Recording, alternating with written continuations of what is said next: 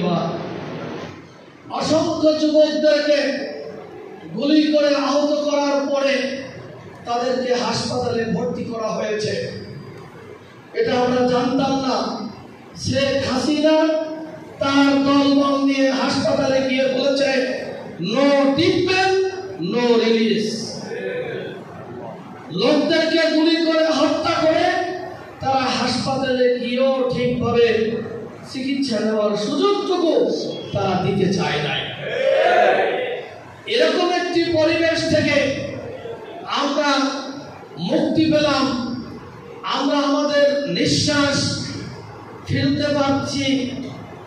যারা আজকে এই বিপ্লবকে অস্বীকার করার মতো দুঃসাহস দেখাচ্ছেন তাদেরকে আমরা বলবো যে আপনারা একটু ভাবুন তো, 15-15.5 বছর আপনারাও রাজনৈতিক কর্মসূচি দিতে পারেননি, আপনারা মাঠে ময়দানে কথা বলতে পারেননি, জনগণের কাছে আপনারা যেতে পারেননি। 3টি নির্বাচন হয়েছে, প্রত্যেকটি নির্বাচন জনগণকে প্রতারণা করে তারা ক্ষমতায় বসেছিল। এত কষ্টে থাকার পরেও এরকম একটি বিপ্লব যারা সংগঠিত করলো, আপনারা কিভাবে তাদেরকে ভুলে যান? এজন্য জামাত ইসলামী এই বিপ্লবকে ধারণ করছে। এই বিপ্লবকে আমরা ধারণ করে বাংলাদেশের দেশপ্রেমিক ইসলামী শক্তিকে ঐক্যবদ্ধ করে নতুন বাংলাদেশ আমরা গড়তে চাই। সেই নতুন বাংলাদেশ গড়বার প্রত্যয় আজকের যে আমাদের বিষয়বস্তু, সেটা হলো আমাদের এই অভ্যুত্থানের উদ্দেশ্য। সেটা আমাদের প্রধান অতিথি চমৎকারভাবে আমাদেরকে বলেছেন, প্রত্যাশার কথাও বলেছেন। আমি শুধু দু একটি প্রত্যাশার কথা বলেই আমি আমার বক্তব্য শেষ করতে চাই ইনশাআল্লাহ। এই গণ অভ্যুত্থানের প্রত্যাশা হলো নতুন ভাবে বাংলাদেশ গড়ব ইনশাআল্লাহ।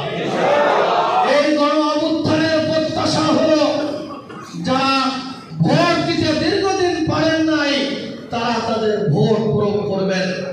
এই বিপ্লবের এই গণ অভ্যুত্থানের প্রত্যাশা হলো আগামীতে যে কোনো নির্বাচনে কেউ যাতে ভোট কেন্দ্র দখল করে নিতে না পারে, আজকের এই আলোচনা হলো সেই প্রত্যাশা। আমাদেরকে সতর্ক থাকতে হবে আমরা যাতে করে জাতি হিসাবে আমরা আমাদের ভূমিকা রাখতে পারি। কারণ আল্লাহ তাআলাই আমাদেরকে নির্দেশ দিয়েছেন, প্রধান অতিথি এই আয়াতটি তেলাওয়াত করেছেন, ইন্নাল্লাহা লা ইউগাইয়িরু মা বিকওমিন হাত্তা ইউগাইয়িরু মা বিআনফুসিহিম। যেই জাতি তার ভাগ্যের পরিবর্তনের জন্য চেষ্টা করে না, আল্লাহ তাআলা সেই জাতির ভাগ্যের পরিবর্তন করে না। তাহলে এর দ্বারা কি প্রমাণিত হয়? আমাদের কি দায়িত্ব রয়েছে না? আমাদের দায়িত্ব আছে কিনা? আমাদের দায়িত্ব আমরা পালন করব। যদি দায়িত্ব সঠিকভাবে আমরা আমাদের যার যার অবস্থান থেকে পালন করতে পারি, আমাদের বিশ্বাস এই বাংলাদেশ আর কোন জুলুমবাজের হাতে যাবে না। এই দেশে আর কোন আইন অভাব তৈরি হবে না। এই দেশে আর কোন মায়ের সন্তানকে আন্দোলন করে জীবন দিতে হবে না।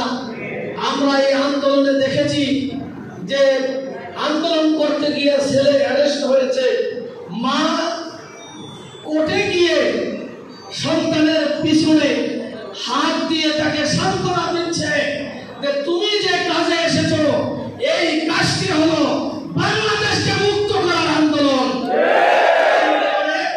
মা বাবা সন্তান সর্বস্তরের মানুষ যেভাবে নেমে এসেছিল, আগামী বাংলাদেশের যে কোনো প্রয়োজনে আগামী নির্বাচনে আমাদেরকে সে ভূমিকা পালন করতে হবে।